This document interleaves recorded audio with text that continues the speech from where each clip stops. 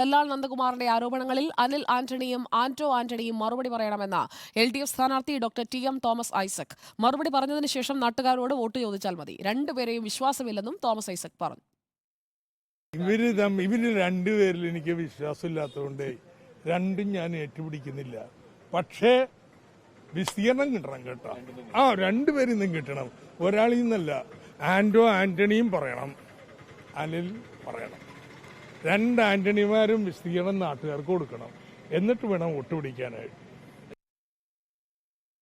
പ്രവീൺ പുരുഷോത്തമൻ പത്തനംതിട്ടയിൽ നിന്ന് വീണ്ടും നമുക്കൊപ്പം. പ്രവീൺ പുരുഷോത്തമൻ, ഇപ്പോൾ ഇടത് സ്ഥാനാർത്ഥി ഡോക്ടർ ടി.എം. തോമസ് ഐസക് പറയുന്നു രണ്ടുപേരും ഇക്കാര്യത്തിൽ വിശദീകരിക്കണം. ആന്റോ ആന്റണിക്ക് എതിരെ ചില ആരോപണങ്ങൾ ഉന്നയിച്ച് അനിൽ ആന്റണി പോയാൽ പോരാ. അതുപോലെ തന്നെ ആന്റോ ആന്റണി ഇതിൽ തനിക്കൊരു പങ്കുമില്ല എന്ന് പറഞ്ഞാൽ പോരാ. കൃത്യമായി ഈ വിഷയത്തിൽ ഊന്നിക്കൊണ്ടുള്ള മറുപടി മണ്ഡലത്തിലെ ജനങ്ങൾക്ക് നൽകണമെന്ന ആവശ്യമല്ലേ ഐസക് മുന്നോട്ട് വയ്ക്കുന്നത്? സുജിയ, കഴിഞ്ഞ ദിവസം പത്തനംതിട്ട ലോക്സഭാ മണ്ഡലത്തിലെ NDA സ്ഥാനാർത്ഥി അനിൽ ആന്റണിക്കും ഒപ്പം തന്നെ UDF സ്ഥാനാർത്ഥി ആന്റോ ആന്റണിക്കും എതിരെ പരസ്പരം അങ്ങോട്ടും ഇങ്ങോട്ടും സ്ഥാനാർത്ഥികൾ ആരോപണം ഉന്നയിക്കുന്ന ഒരു സ്ഥിതിവിശേഷത്തിലേക്ക് പോയിരുന്നു.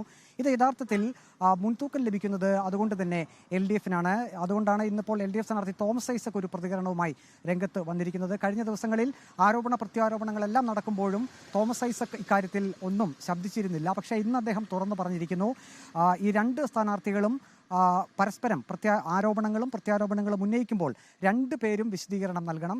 ഒന്ന്, ഈ TG നന്ദകുമാർ ഗുരുതരമായിട്ടുള്ള ആരോപണങ്ങളാണ് NDA സ്ഥാനാർത്ഥി അനിൽ ആന്റണിക്കെതിരെ ഉന്നയിച്ചത്. അക്കാര്യത്തിൽ ഒരു കൃത്യമായിട്ടുള്ള ഒരു മറുപടിയും നിലപാടും അനിൽ ആന്റണി വ്യക്തമാക്കണം. ഒപ്പം തന്നെ അനിൽ ആന്റണി UDF സ്ഥാനാർത്ഥി ആന്റോ ആന്റണിക്കെതിരെ കഴിഞ്ഞ ദിവസം സഹകരണ ബാങ്കുകളിലെ തട്ടിപ്പ് സംബന്ധിച്ച് ചില ആരോപണങ്ങൾ ഉന്നയിച്ചിരുന്നു. പ്രധാനമായും രണ്ട് സഹകരണ ബാങ്കുകളിൽ നിന്നും കോടികൾ അനിൽ ആന്റണിയുടെ സഹോദരൻ തട്ടിയെടുത്തു എന്നായിരുന്നു അനിൽ ആന്റണി ആരോപണം ഉന്നയിച്ചത്. ഈ രണ്ട് വിഷയങ്ങളിലും രണ്ട് സ്ഥാനാർത്ഥികളും കൃത്യമായിട്ടുള്ള മറുപടി നൽകണം എന്നാണ് ഇപ്പോൾ തോമസ് ഐസക് പറഞ്ഞിരിക്കുന്നത്. അതോടൊപ്പം തന്നെ ഈ കിഫ്ബി വിഷയത്തിലും ED അന്വേഷണത്തിൻ്റെ കാര്യത്തിലും അദ്ദേഹം പ്രതികരണം നടത്തിയിട്ടുണ്ട്.